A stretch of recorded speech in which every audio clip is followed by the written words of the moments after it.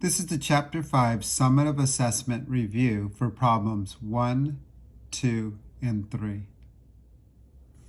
For problem 1, identify the sequences below as arithmetic, geometric, or neither. If arithmetic, determine the common difference. If geometric, determine the common ratio, the multiplier. If neither, write none. For problem A, this is a geometric sequence because from one term to the next, it's being multiplied by a constant, which is 3. 1 multiplied by 3 is 3. 3 multiplied by 3 is 9. In order to find the 0th term, you would do the inverse of multiplication, which is division. 9 divided by 3 is 3. 3 divided by 3 is 1. 1 divided by 3 is 1/3. The common difference, or ratio, which this is a common ratio, is multiplied by 3. Problem 1b, this sequence is arithmetic because it's adding -4 to each term. 16 minus 4 is 12, 12 minus 4 is 8, 8 minus 4 is 4. To find the 0th term, you do the inverse of subtraction, which is addition. 12 plus 4 is 16. 16 plus 4 is 20.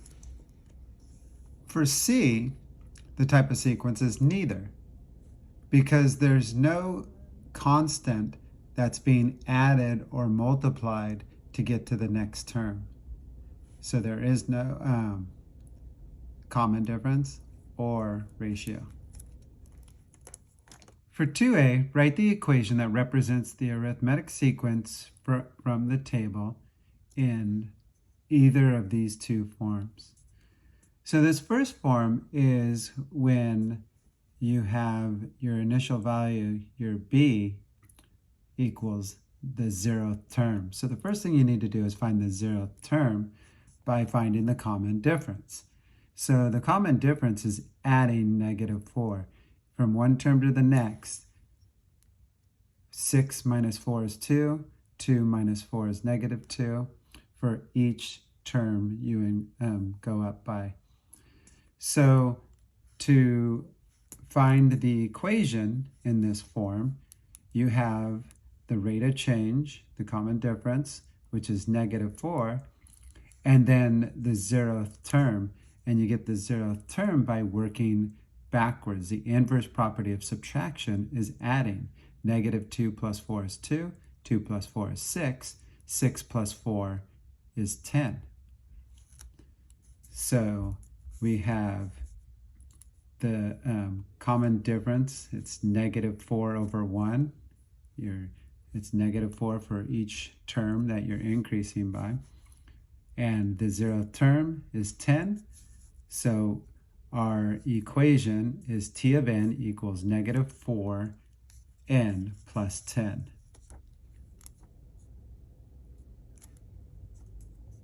For the second part, we need to find the value for the 40th term when n equals 40.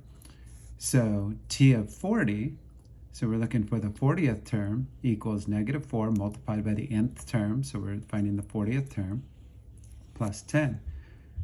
So we have -4 multiplied by 40 equals -160, plus 10 equals -150. So the value for the 40th term is t of 40 equals -150. For 2b, we need to write the equation that represents the geometric sequence from the table in either of these two forms. I'm going to go ahead and use the equation that uses the 0th term. So A represents the 0th term, B represents the multiplier, and n represents the nth term. So first we need to find the common ratio of the multiplier. And you can see that for each term, it's dividing by 2. It's in half. So dividing by 2 is the same as multiplying by 0.5. So 100 divided by 2 is 50. 50 divided by 2 is 25. So we found the common ratio.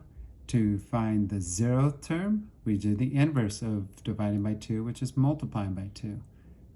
25 multiplied by 2 is 50. 50 multiplied by 2 is 100. 100 multiplied by 2 is 200.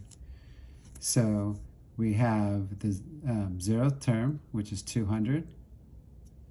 Our multiplier, which is 0.5. So I use the decimal form instead of 1/2, just because multiplying by decimals is much easier than fractions. And so now the nth term that we are looking for, the second part of this, is the 10th term. So now we have to follow order of operations. And so GEMDAS, there's nothing to do inside the grouping symbols, the parentheses, there it's already simplified. So now we do exponents. And we have 0.5 to the 10th power, which is approximately 0.00098. And now we're going to multiply that by 200, which gives us t of 10 equals approximately 0.195 or 195 thousandths. So the equation for table 2b is t of n equals 200, the 0th term, multiplied by the multiplier, the common ratio, to the nth power. When we find the nth term,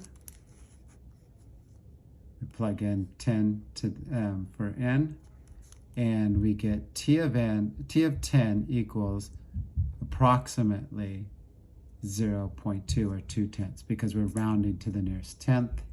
Here's the 10th place. We go to the right, that is 5 or higher, so we round up to 2/10. For part 3, we need to solve each equation. So first we need to distribute the 2 and the 3. And so remember, when you distribute, you're multiplying, and you have to multiply to each term inside the parentheses. So we have 2 multiplied by x, which is 2x. 2 multiplied by 7 is 14. Now we're going to distribute on the right side. 3 multiplied by x is 3x. 3 multiplied by -1 is -3. On the left side, we can combine like terms. We have positive 14 and positive 3, which equals positive 17. And now we need to get the variable on the side that has the greatest value. There's more x's on this side, so we're going to subtract 2x. Inverse property of addition is subtraction. That creates a 0 pair. What you do to one side, you do to the other.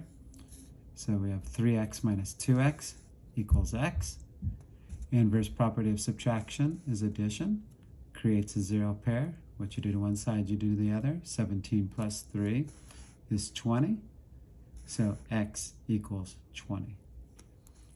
For B, we're first going to go ahead and use the fraction buster method to eliminate all of the denominators, the values in the denominator. And we do that by multiplying by the least common multiple of 2, 4, and 8. So now we're going to distribute the 8 on the left side and distribute the 8 on the right side. So we have 8 multiplied by x, which is 8x. 8 multiplied by 1 is 8, and 8 multiplied by -4 is -32. On the right side, 8 multiplied by 2x is 16x. 8 multiplied by x is 8x. And 8 multiplied by -1 is -8. And now we can simplify each of these terms. 8 divided by 2 is 4. 8 divided by 4 is 2. And then 8 divided by 8 is just 1, or 1x, or just x. And then 8 divided by 2 is 4, so we get -4. Now we can combine like terms.